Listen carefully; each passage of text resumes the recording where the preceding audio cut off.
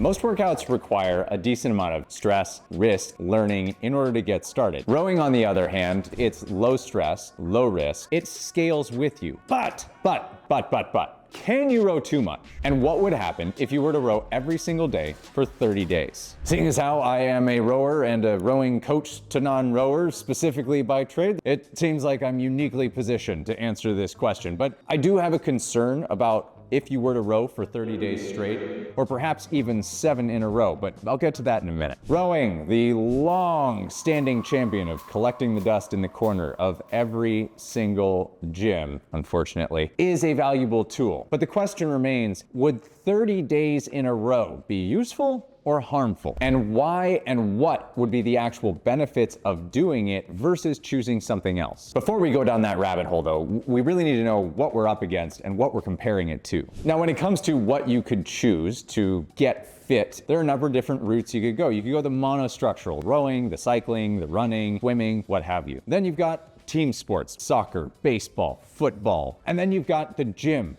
the dreaded gym. I'm kidding. I love the gym, but the gym can be a dangerous place.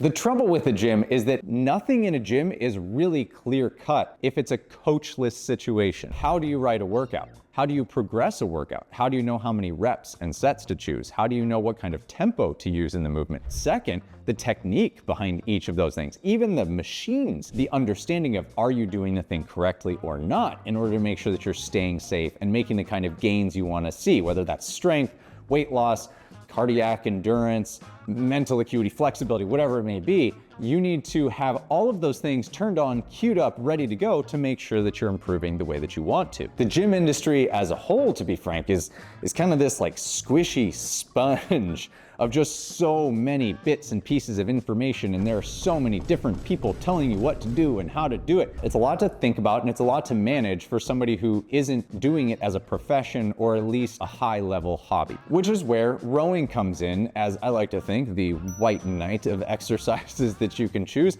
And why is that? Well, because it's monostructural. It's a singular movement, meaning you can focus on one thing. And because rowing has the ability to scale up on both strength and endurance without the worry of the risk of doing it incorrectly and that risk causing injury, rowing is uniquely teed up to be a very reasonable choice. Now back to the question at hand, 30 days. What would happen in that 30 days if you were to choose rowing, and how would it go? Now, the sample person I'm going to choose is somebody who is starting at 0 and they're going for 30 days straight, 4 straight weeks. So we'll break it into 1-week blocks. And we'll take a look at how this would go. Now, week 1 is gonna be a doozy. You're gonna need to invest a good amount of time into onboarding information, technique, watching videos, wink, absorbing as much as you can about how the rowing stroke works, because you want to make sure that you're learning to do it right in week 1 so that you don't develop a ton of bad habits over the entirety of these 30 days, which is going to overtake quite a bit of brain capacity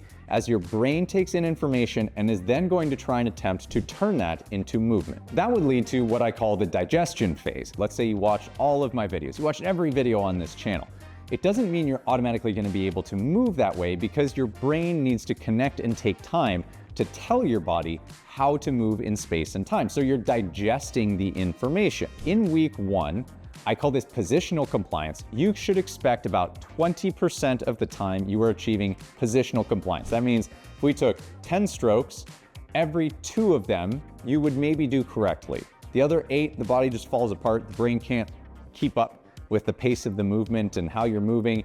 And then every once in a while you get this stroke and you go, oh, there it was. Remember what I did there. Now, to aid in that digestion process, the things that you would be doing in that first week are going to be doing workouts that lack intensity and instead are high in reps, where you can be constantly thinking, analyzing, and processing. That would be a lot of drill workouts where you're doing drills that help to reinforce the positions of the stroke. And then you may be just doing some volume workouts with very low intensity so that your brain can keep up. When you try to go fast or intense, you cannot make adjustments. Your brain is overwhelmed with just trying to go hard and survive. It cannot slow down to adapt. And right now it's heavy adaptation phase in this first 7 days of your 30-day period. Now, while rowing doesn't often induce soreness, you're probably going to be feeling some new muscles that are having to work.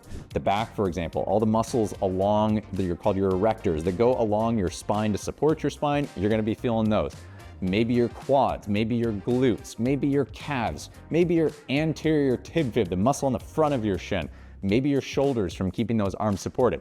But needless to say, you may be finding some soreness in these first 7 days. And again, it's important to enforce that during that 7 days, you should be focusing on technique rather than intensity. If you go to intensity, you're gonna develop all sorts of bad habits in that 30 days. And so while you're in this stage, it's important that you slow down and think about mechanics. Also in this first 7 days, you can probably get away with pretty normal sleep patterns, although you may be realizing that at the end of the day, you're pretty worked from doing it. But because our workouts have been low in intensity, you may not be feeling incredibly tired from the process yet. So at this phase, still thriving. We're in week 1 and we're about to close it out. Now you move into week 2. 40% positional compliance that you can expect. The soreness is going to reduce a little bit. You're not getting as sore anymore because the body is starting to adapt. What that means is you're going to be able to start adding in a little bit of intensity into the workouts.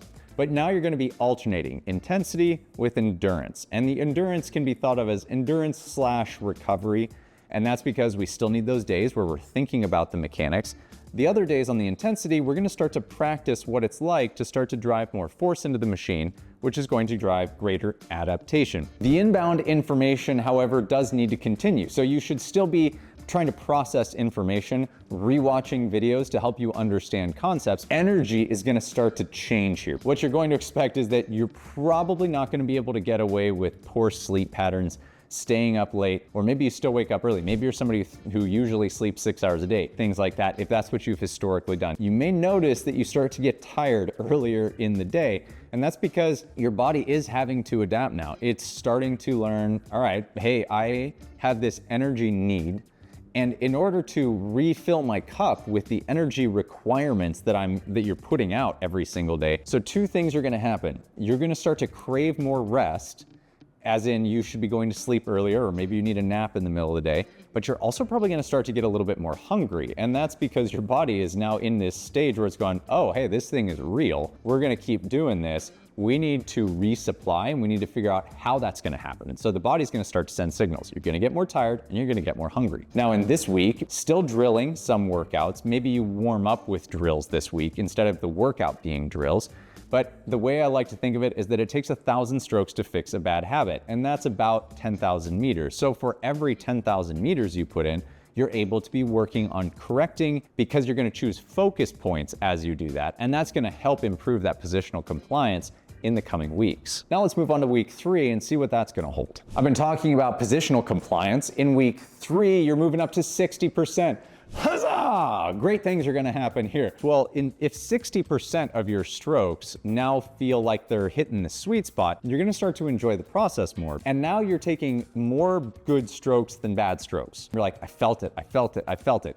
Screwed that one up, I felt it, I felt it, I felt it. Another bad stroke. And that's how it's gonna go, but you're gonna be feeling more confident. So confidence is gonna start to improve. Now it's important that when confidence improves, you don't just take off on a tear and move all the way over to intensity workouts. Intense workouts every day is a surefire recipe to just burn out way too quickly. And so in this week, you're gonna start working on the balance between making sure that you push and nudge the needle a little bit, and then understanding, hey, it's time to back off, but because I'm doing this for 30 days straight, those back off days are gonna be my recovery/endurance/mechanics days. In this week, you may actually start to notice some physical changes happening. When you look at yourself in the mirror every day, you've been at this for 2 weeks, 14 days straight. There are going to be changes that begin to happen. Your body is going to undergo some growth. You may start to notice some weight loss. You may start to notice that you look a little bit less puffy, or you may start to notice a little bit more definition in an area. Because of those energy demands that you've now put on your body in week 3,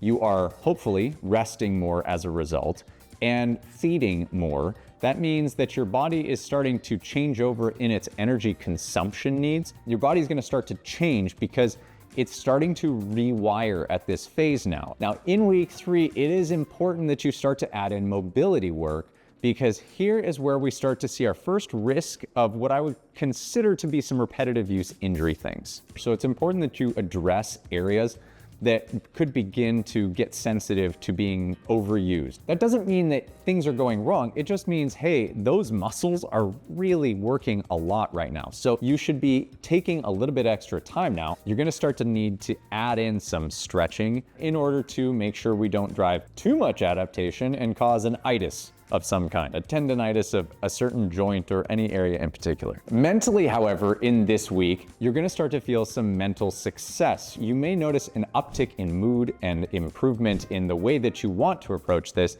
because now you're thinking, I'm in the home stretch. And that brings us to week 4, the final week of your 30 days of rowing. We're at 80% plus on positional compliance. Because you've been doing it so much, you cannot help but be improving at the technique. Your body has well learned how to maintain positions. The only thing that's gonna limit you at this point is whether or not you're staying focused enough to maintain those good positions when you're in your harder workouts. You should be alternating intense, hard sprinting sessions with some recovery sessions and then some mid-range sessions. So you are starting to experiment with the capacity that you have to go. So at this point, an hour of rowing probably shouldn't feel that crazy because you've put in so many strokes, it feels a little bit natural to do so. You're definitely noticing some body composition changes at this point.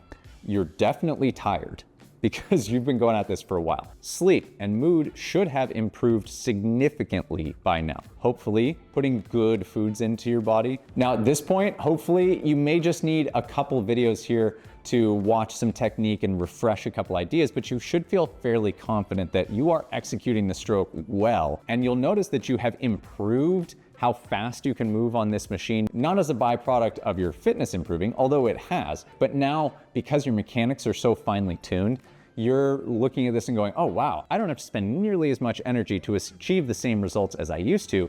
And therein lies where intense workouts start to get more intense and you start to drive greater adaptation, because now the mechanics allow you to do that. And then in the recovery workouts, you get to be very cognizant of what you're doing and how you're doing it. And as you come into your final days of this, you're going to start to feel an overwhelming sense of success because you just went for 30 days straight, which is not an easy task. And at the end of the day, that's why you would eventually end up chasing something like a 30 days straight challenge, because it drives a ton of adaptation in a very tight window of time. And so if you were to approach rowing for that 30 days window, you could understand how much could be accomplished in that phase. And if something like this 30 days has been tickling at your brain, then I'd highly encourage you to check out our app.darkhorserowing.com.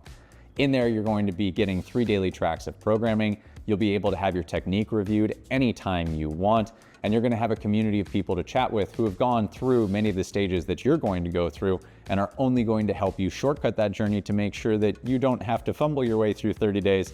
You'll be able to succeed.